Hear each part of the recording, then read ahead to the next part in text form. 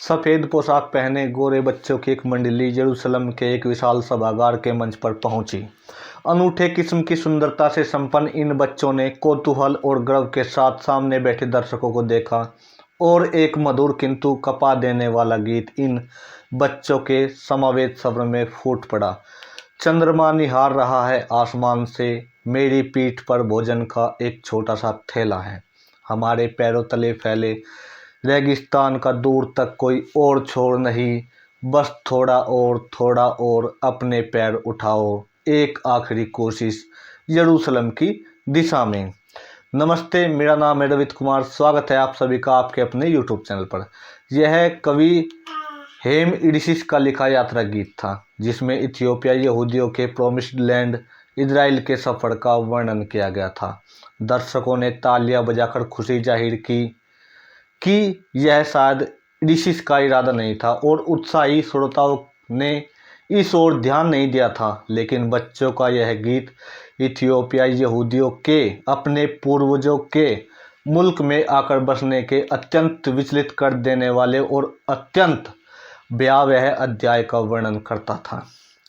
यह एक यहूदी कबीला था, बाहर की दुनिया से एकदम कटा हुआ, जिसकी जड़ें अफ्रीका के अंदर तक फैली हुई थी। वे शिबा की रानी के देश इथियोपिया के पर्वतों और घाटियों के बसिंदे थे। यह कबीला हजारों सालों से जिद्दपूर्वक अपनी आस्था और बाइबल के एक पवित्र और निर्दोष मजहब पर अडिग। वह शांत और संकोची कबीला इतिहास से बेखबर हो चुका था, जिसके नेता केसिम यहूदी मजहब के प्राचीन दस्तूरों और आधुनिक जीवन के बुनियादी रिवाजों के बीच रास्ता बनाते हुए अपने समुदाय का नेतृत्व कर रहे थे।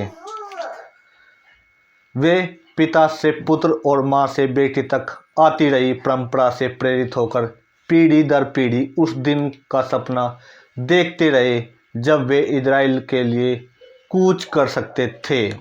इजराइल के अस्तित्व में आने के शुरू के 30 वर्षों के दौरान बहुत थोड़े से यहूदी इजराइल आए थे। स्थितियां बदलना शुरू हुई 1973 से, जब इजराइल के मुख्य रब्बी ओबादिया योसेफ ने एक बयान जारी कर कहा कि इथियोपियाई यहूदी जो खुद को बेता इजराइल कहते हैं, पूरी तरह से यहूदी है। दो साल बाद इजराइल की सरकार ने इथियोपियाई यहूदियों पर लॉ ऑफ रिटर्न लागू करने का फैसला किया, और जब मोसाद के भीतर बितजुर नामक एक विशेष विभाग था जो दुश्मन देशों में यहूदियों की रक्षा और उन्हें उन देशों से इजराइल लाने की जिम्मेदारी संभालता था, बितजुर तत्काल ही इस काम में जुट गया। प्रधानमंत्री का आदेश मिलने के कुछ समय बाद ही डेविड किम ही इथियोपिया की राजधानी अदिस अबाबा पहुंच गए। डेविड मोसाद के उपनिदेशक और उसके गुप्त अंतर्राष्ट्रीय संबंधों के विभाग के प्रमुख थे।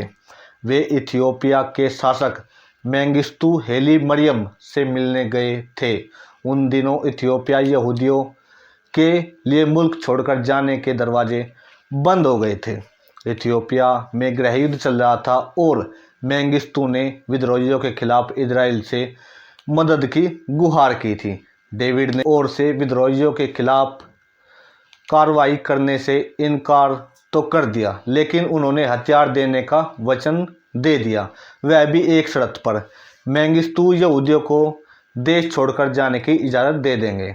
डेविड ने कहा था कि हमने मांग रखी थी, सैन्य उपकरण लादकर यहाँ उतरने वाला प्रत्येक हरकुलिस विमान यहाँ से यहूदियों को लेकर जाएगा, और मेंगिस्तु राजी हो गए थे। इथियोपिया के यहूदियों की सामूहिक विदाई शुरू हो गई। 6 महीने तक जारी रहने के बाद यह सिलसिला फरवरी 1978 में तत्कालीन विदेश मंत्री मोसे डयान के एक बयान की वजह से टूट गया। विदेश मंत्री ने स्विट्जरलैंड के एक अखबार को कहा कि इजराइल मेंगिस्तु की सेना के लिए हथियार मुहैया कराता है। इससे मेंगिस्तु बेहद नाराज हुए और उन्होंने तुरंत मोसाद के साथ वह समझौता रद्द कर दिया। इस तरह यहूदियों के लिए इजराइल आने का सीधा रास्ता तो बंद हो गया, लेकिन निदेशक यित्जाक के लिए प्रधानमंत्री बेगिन का आदेश अभी भी बरकरार था। इथियोपिया के पड़ोसी राज्य सूडान की राजधानी खार्तूम से जो खत मोसाद के मुख्यालय पहुंचा, उसने इथियोपियाई यहूदियों के प्लान के लिए एक और रास्ता खोल दिया। यह खत एक इथियोपियाई यहूदी अध्यापक फिरेदा अकलुम ने लिखा था, जो सरहद पार कर सूडान आने में कामयाब रहा था। अकलुम ने लिखा था, मुझे हवाई जहाज का टिकट भेजो। हवाई जहाज के टिकट की बजाय मोसाद ने अपने एक आदमी डैनी लिमोर को अकलुम से मिलने भेज दिया, लेकिन उन दोनों के बीच सहमति बनी कि अकलुम शरणार्थी शिविर में यहूदियों का पता लगाने की कोशिश करेगा और डैनी को सूचित करता रहेगा। कुछ ही दिनों में उसने सचमुच ही 30 यहूदियों को ढूंढ निकाला और मोसाद ने उन्हें गुप्त ढंग से इजराइल ले जाने का इंतजाम कर दिया और 1 महीने के बाद मोसाद ने अकलुम को नौकरी पर रख लिया और उसे खार्तूम में यहूदियों का पता लगाने की जिम्मेदारी सौंप दी। लेकिन उसे वहां कोई नहीं मिला और मोसाद के नुमाइंदे ने इजराइल वापस लौटने का फैसला कर लिया। जाने से पहले उसने अकलुम को भी इजराइल चलने के लिए कहा, लेकिन वह अच्छी तरह जानता था कि अगर वह इजराइल लौट गया तो सूडान के रास्ते यहूदियों के निकलने की संभावना समाप्त हो जाएगी। इसलिए उसने एक झूठी रिपोर्ट तैयार करते हुए उसमें ऐसे बहुत से यहूदियों का नाम उल्लेख किया जिन्हें उसने कथित रूप से ढूंढ निकाला था।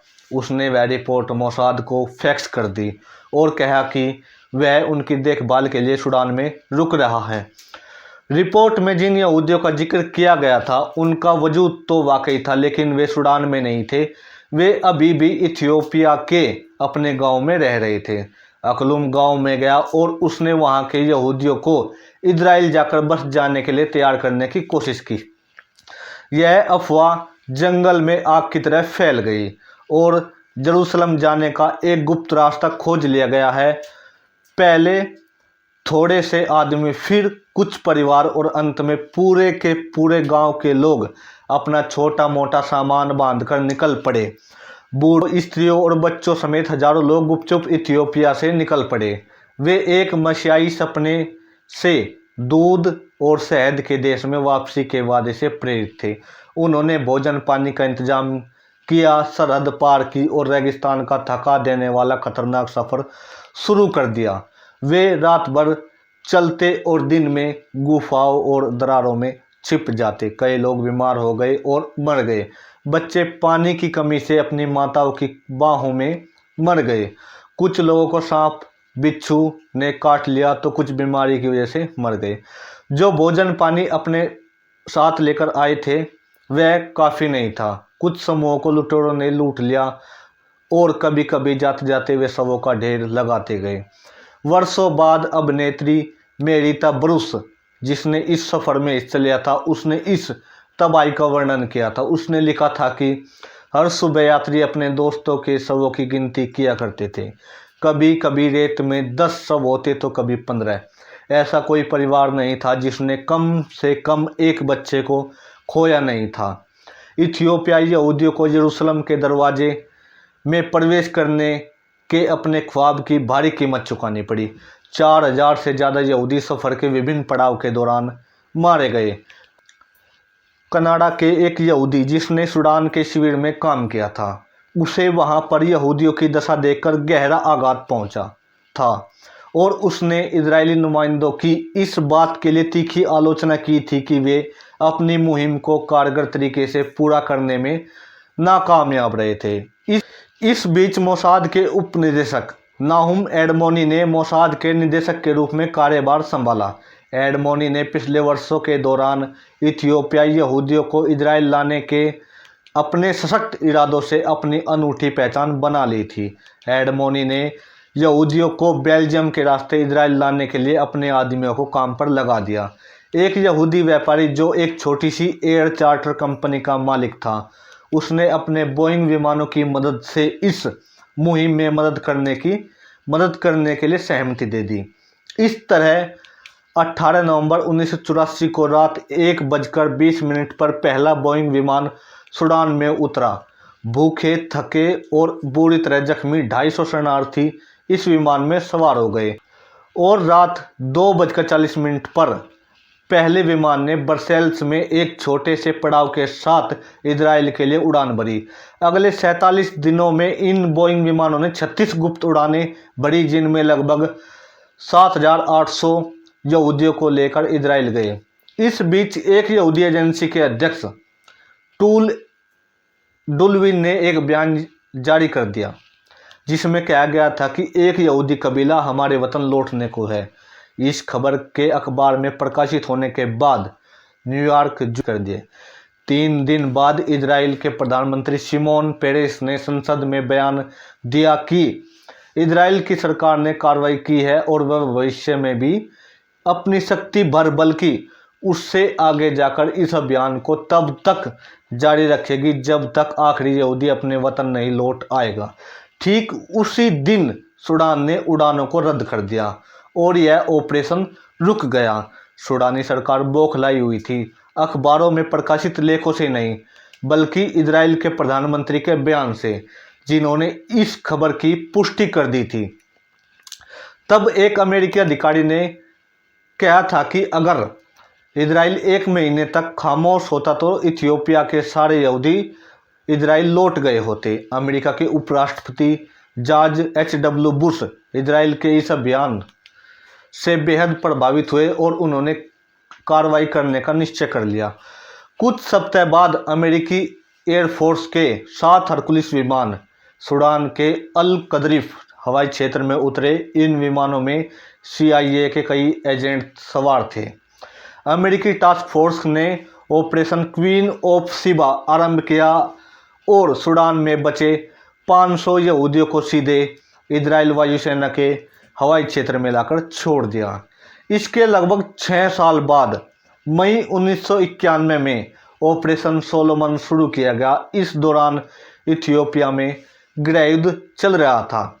इस बीच इथियोपिया के शासक मेंगिस्तु और इजराइल की सरकार के बीच समझौता हुआ, जिसकी मध्यस्थता अमेरिका ने की थी। इसमें इजराइल को $35 मिलियन का भुगतान करना था। वहीं अमेरिका को मेंगिस्तु की सरकार के कुछ महत्वपूर्ण नेताओं को अमेरिका में राजनीतिक शरण देने का वादा किया गया था। ऑपरेशन सोलोमन को क्रियान्वित करने की जिम्मेदारी इजराइल डिफेंस फोर्स को सौंपी गई।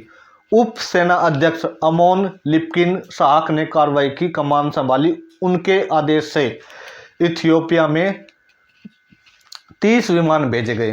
किंगफिशर छापामारों के एक विशेष दस्ते को भी भेजा गया। साथ ही वे इथियोपियाई मूल के सैनिक और पैराट्रूपर्स जो बचपन में इजराइल आ गए थे और बाद में इजराइल आर्मी में भर्ती हो गए थे।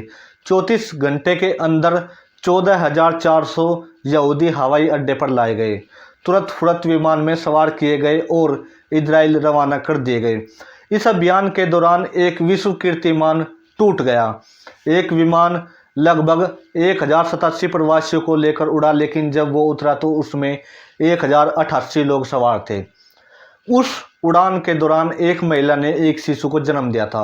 ऑपरेशन सोलोमन के 30 से भी ज़्यादा सालों के बाद आज भी इथियोपिया में बहुत से यहूदी हैं और उन्हें लाने की कोशिश भी की गई, लेकिन इथियोपियाइयों का इजरायली समाज में घुल मिल जाना आसान नहीं रहा है, जिसके पीछे प्राय एक ग्रामीण अफ्रीकी समुदाय और आधुनिक पश्चिम राष्ट्र के बीच खाई रही है।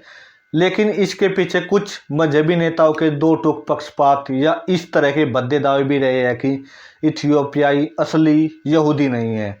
जैसा कि द जर्नी सॉन्ग की अंतिम पंक्तियों में कहा गया है, चांद में मेरी माँ की छवि मेरी ओर निहारती है, माँ गायब मत होना, काश वह मेरे साथ होती, उन्हें यकीन दिला पाती कि मैं एक यहूदी। कैसी लगी आपको यह जानकारी? कमेंट बॉक्स में लिखकर ज़रूर बताना। वीडियो अगर पसंद आई हो तो वीडियो लाइक करना। अगर चैनल पर आप नए हो तो चैनल को सब्सक्राइब जरूर करना। धन्यवाद।